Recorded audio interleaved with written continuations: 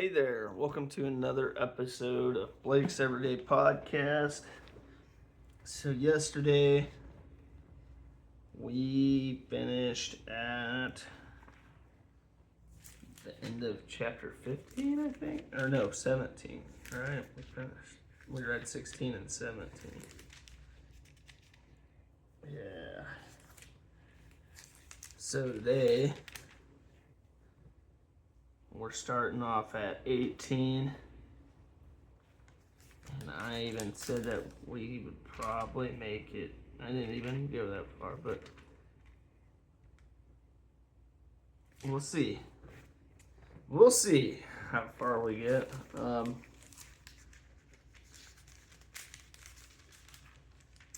wow. I didn't realize that we were that close to the end of Judges. Okay, well, we might be finishing the book of Judges today. Or no. No, I don't think so. We're going to probably read 18 and 19, and we'll leave 20 and 21 for tomorrow. I think that's what we're going to do. But I guess it's good to know that we're that close to the end.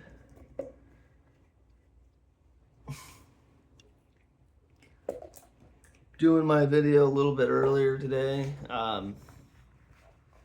just because my wife went to Bible study, the kids are out of the house, so it's nice to be able to do them earlier. That way I say that way I'm not falling asleep, but then again, you definitely get tired either way, you know.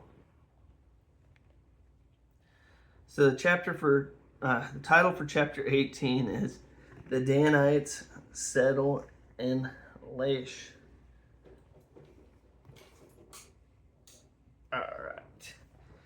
In those days, Israel had no king, and in those days, the tribe of the Danites was seeking a place of their own where they might settle, because they had not yet come into an inheritance among the tribes of Israel. So the Danites sent 5 of their leading men from Zorah and Eshtaol to spy out the land and explore it. These men represented all the Danites. They told them, "Go ahead and we'll go explore the land." So they entered the hill country of Ephraim and came to the house of Micah, where they spent the night. When they were near Micah's house, they recognized the voice of the young Levite. So they turned in there and asked him, "Who brought you here? What are you doing in this place? Why are you here?" He told them what Micah had done for him and said, "He has hired me and I am his priest." When they said to him, "Please inquire of God to learn whether our journey will be successful," the priest answered them, "Go in peace. Your journey has the Lord's approval." So the 5 men left and came to Laish, where they saw that the people were living in safety like the Sidonians, at peace and secure. And since their land lacked nothing, they were prosperous. Also, they lived a long way from the Sidonians and had no relationship with anyone else.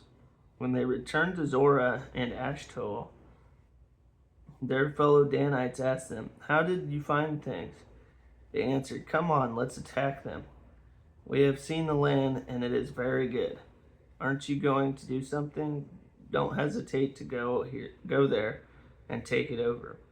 When you get there, you will find an unsuspecting people and a spacious land that God has put into your hands, a land that lacks nothing whatever." Then 600 men of the Danites, armed for battle, set out from Zorah and Eshtaol. On their way, they set up camp near Kiriath Jearim in Judah. This is why the place west of Kiriath Jearim is called Mahane Dan to this day. From there they went on the hill country of Ephraim and came to Micah's house. Then the 5 men who had spied out the land of Laish said to their fellow Danites, Here, hold on just 1 second. All right. Sorry about that. Do you know that one of these houses has an ephod, some household gods, and an image overlaid with silver?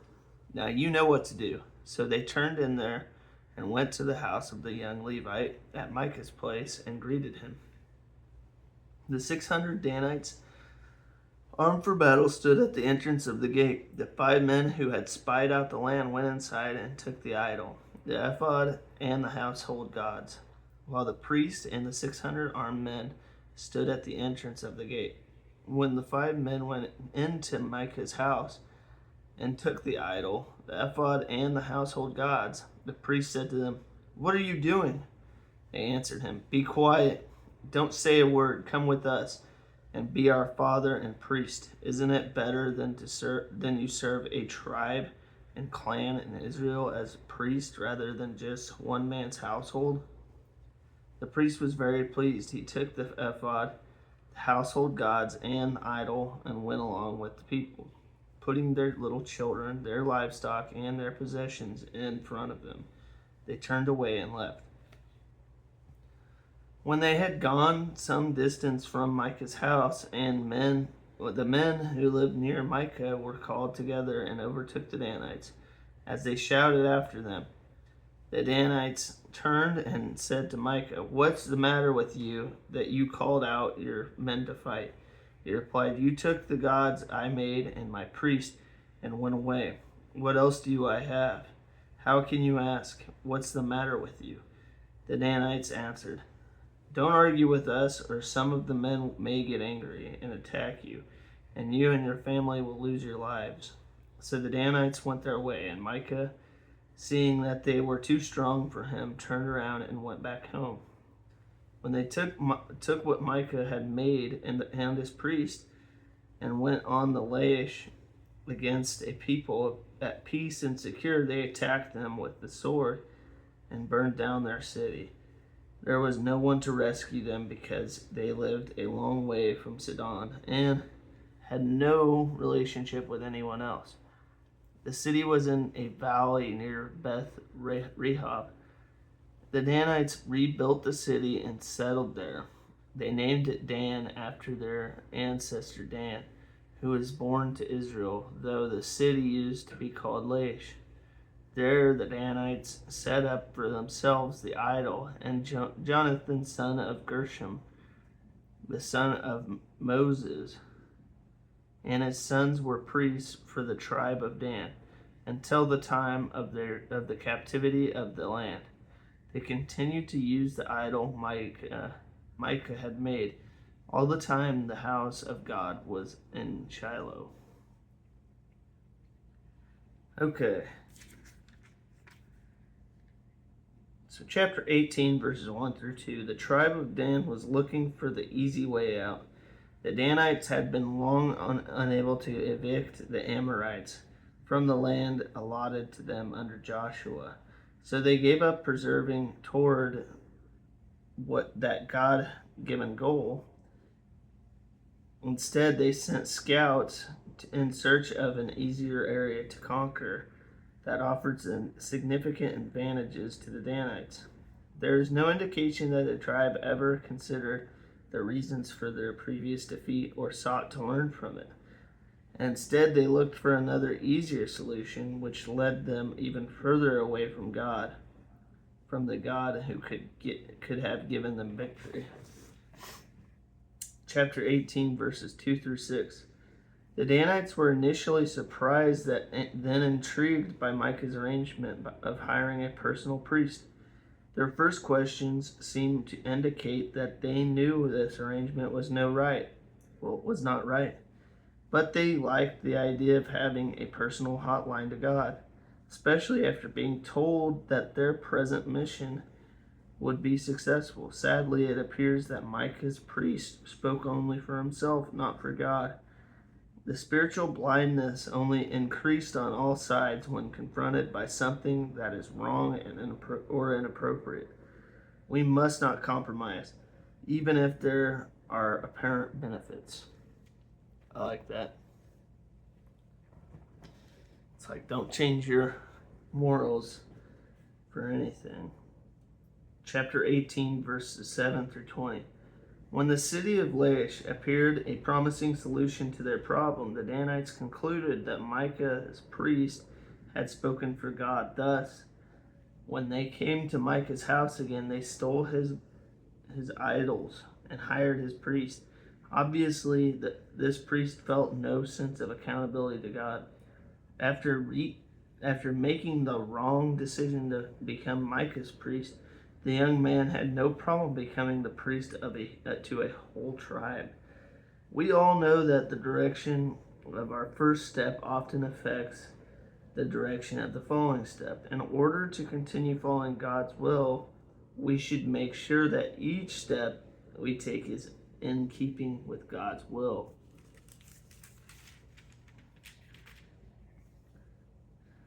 Chapter 18, verses 22 through 31. This episode is a classic example of an angry confrontation between two parties who both desperately need to change. Micah, the original idolater, asserted that he had been wronged because his idols and personal priest had been taken. The aggressive Danites responded with threats and intimidation. As a result, the Danites set up an elaborate long-term worship system as a rival to true worship in Israel. Micah's original small mistake had now spread and ensnared an entire tribe of Israel. We should be aware that small mistakes in our own lives often spread into the lives of others around us. Very true.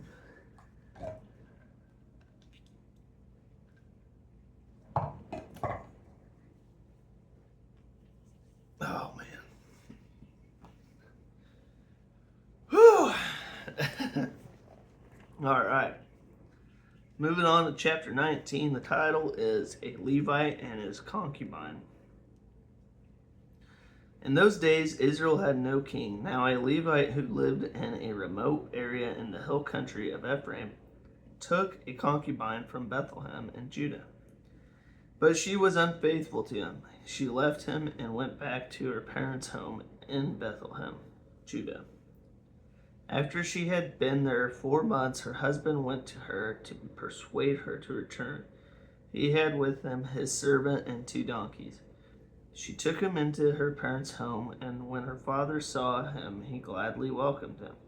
His father-in-law, the woman's father, prevailed on him to stay, so he remained with him 3 days, eating and drinking and sleeping there. On the 4th day, they got up early, and he prepared to leave, but the woman's father said to his son-in-law, "Refresh yourself with something to eat, then you can go." So the 2 of them sat down to eat and drink together. Afterward, the woman's father said, "Please stay tonight and enjoy yourself." And when the man got up to go, his father-in-law persuaded him, so he stayed there that night. On the morning of the 5th day, when he rose to go, the woman's father said, "Refresh yourself, wait till afternoon." So the 2 of them ate together. Then when the man with his concubine and his servant got up to leave, his father-in-law, the woman's father, said, "Now look, it's almost evening. Spend the night here. The day is nearly over. Stay and enjoy yourself. Early tomorrow morning you can get up and be on your way home."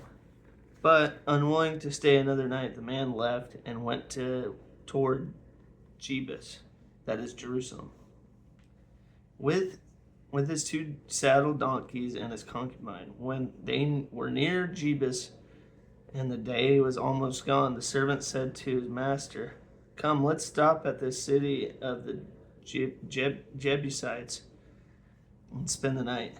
His master replied, "No, we won't go into any city whose people are not Israelites. We will go on to Gibeah." He added, "Come, let's try to reach Gibeah or Ramah and spend the night in one of those places." So they went on. And the sunset they neared Gibeah and Benjamin. There they stopped to spend the night. They went and sat in the city square, but no one took them in for the night. That evening an old man from the hill country of Ephraim, who was living in Gibeah, the inhabitants of the place were Benjamites came in from his work in the fields. When he looked and saw the traveler in the city square, the old man asked, "Where are you going? Where did you come from?" He answered, "We are on our way from Bethlehem in Judah to a remote area in the hill country of Ephraim where I live. I have been to Bethlehem and Judah, and now I am going to the house of the Lord. No one has taken me in for the night. We have both straw and fodder for our donkeys, and bread and wine for ourselves. Your servants, me, the woman, and the young man with us, we don't need anything." "You are welcome at my house," the old man said. "Let me supply whatever you need. Only don't spend the night in the square." So he took him into his house and fed his donkeys after they had washed their feet. They had something to eat and drink. While they were enjoying themselves, some of the wicked men of the city surrounded the house, pounding on the door. They shouted to the old man who owned the house, "Bring out the man who came to your house so we can have sex with him." Oh, wow. The owner of the house went outside and said to them, "No, my friends, don't be so vile.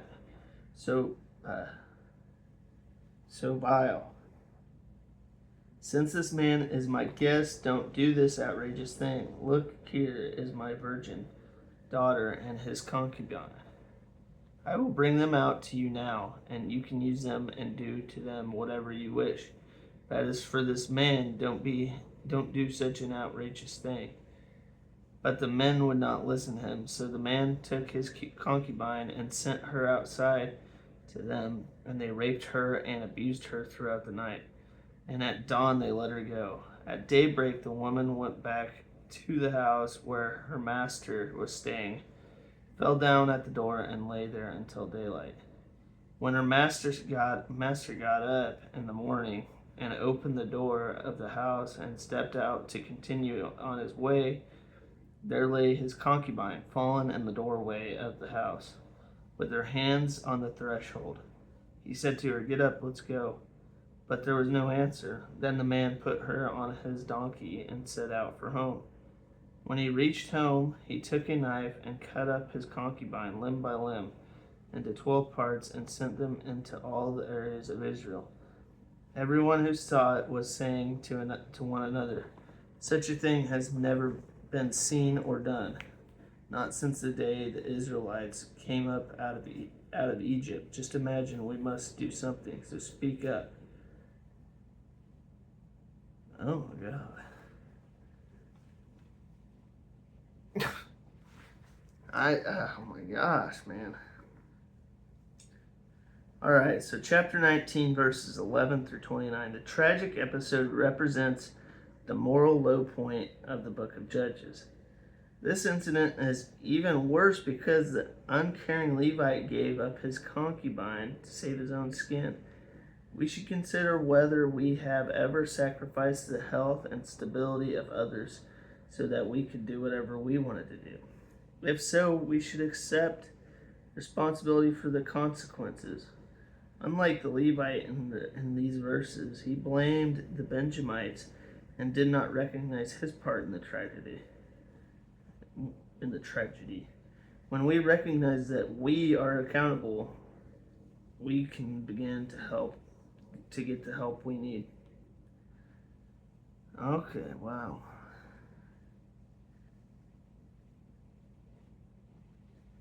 Oh my gosh. That's sad, man. That's crazy.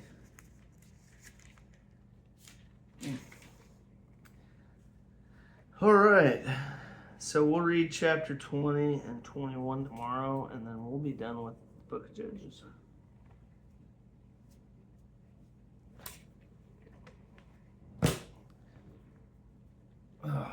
But let's go ahead and say prayer. Dear God, we come to you tonight just blessed to have another day, Lord, and we just cherish these moments to read your word. I pray that you continue to let us grow in your light, Lord, and just keep your hands over me and my family and anybody that needs it, Lord. And we just hope for the safety and the health of our families. And we're so grateful for you keeping food on our tables, keeping roofs over our heads, Lord. And we just pray that you continue to watch over us and continue to lay your hands on us at times of need, and continue giving us, listening to us in our prayers, Lord. And we love you so much, Lord, and amen. All right. Tomorrow is Thursday already, which is hard to believe. But it is. And the day after that's Friday. So, yay. But I hope you guys have a great rest of your night. Don't stay up too late. It's Wednesday. I'll talk to you guys tomorrow.